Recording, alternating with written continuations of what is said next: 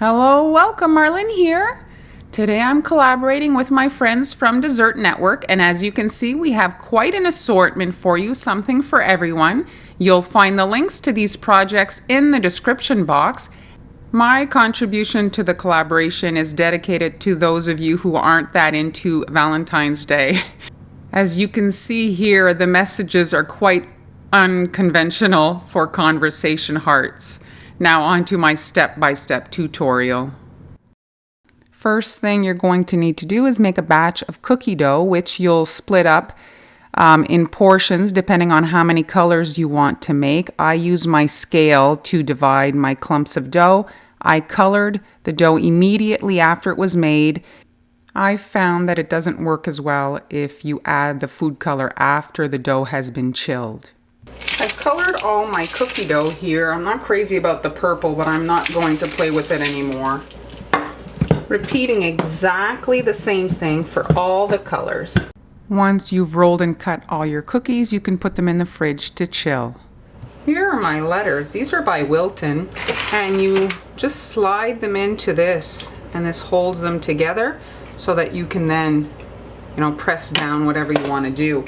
And so for my conversation hearts, the conversation is going to be a little bit unconventional. It's Anti-Valentine.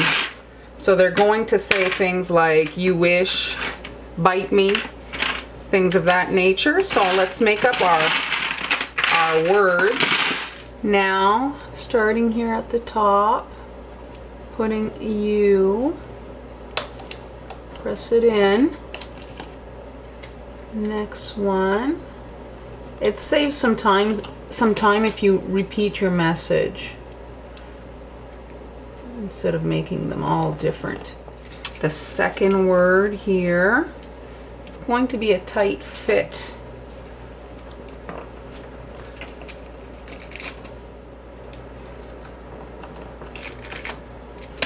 There. So no way. Oh, I've got one dedicated to my daughter. Here's a funny one. We'll do it in the green. Okay, ready to go for the green one. Right in the center. It's only one word.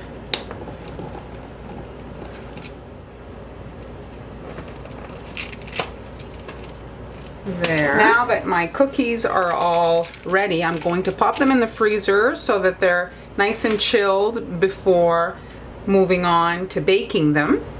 Okay, so here they are baked, and you can see the text is very easy to read. You could certainly leave them right like this, but I'm going to fill them with a little bit of royal icing. My icing is actually quite runny. I want it to settle in the hole. I don't want it to kind of like be on top of the cookie. And if you're good at piping, you could certainly do that on top. And I really like the look of them. I find they almost look more like the conventional kind of conversation heart. The dough is colored instead of icing on top.